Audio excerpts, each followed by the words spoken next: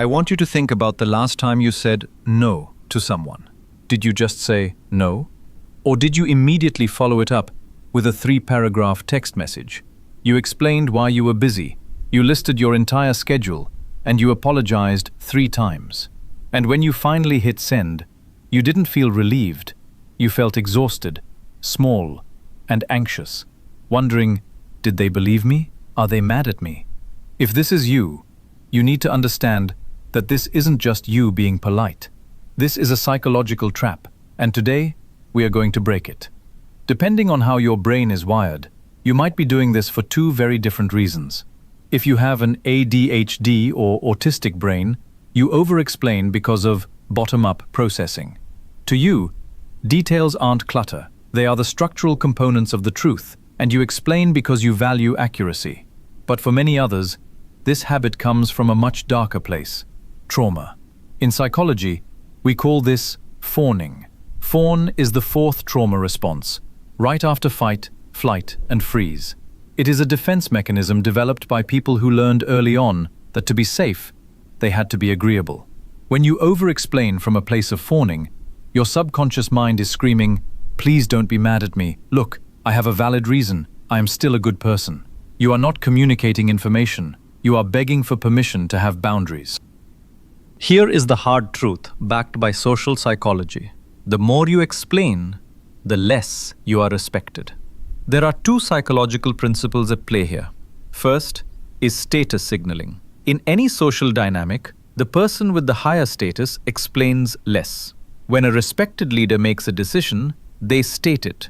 They don't justify it. When you offer unasked for explanations, you are signaling submission, telling the other person that your decisions require their approval.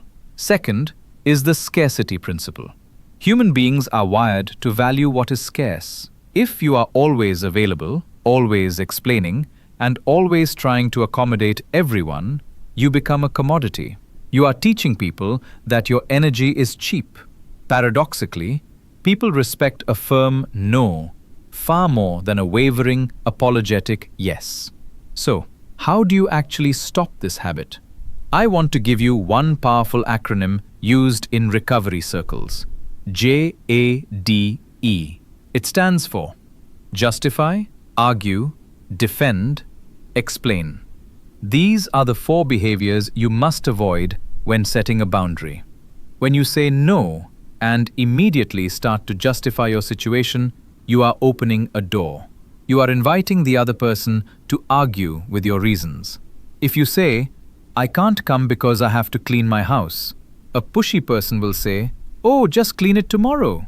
You gave them a hook and they pulled it. Instead, I want you to practice the power of the period. Say, "I can't make it on Friday, period. No thank you, period." No, J.A.D.E. When you say it, you will feel an uncomfortable silence. Your anxiety will scream at you to fill that silence with an excuse. Do not do it. Sit in that silence, because that silence is where your self-respect grows. Many of you are givers, and you are terrified that if you stop explaining, you will become selfish. But you need to embrace strategic selfishness. Think of the oxygen mask rule on an airplane. You must secure your own mask before helping others. Your energy is your oxygen. Protecting your energy is not a rejection of others. It is an act of preservation. Your existence is valid. Your no is enough. And you do not need to justify your space on this earth. Protect you, period. Your boundaries are not a negotiation. They are your right. Stop explaining and start existing. If you're taking your power back today, comment period below. Let's break the cycle.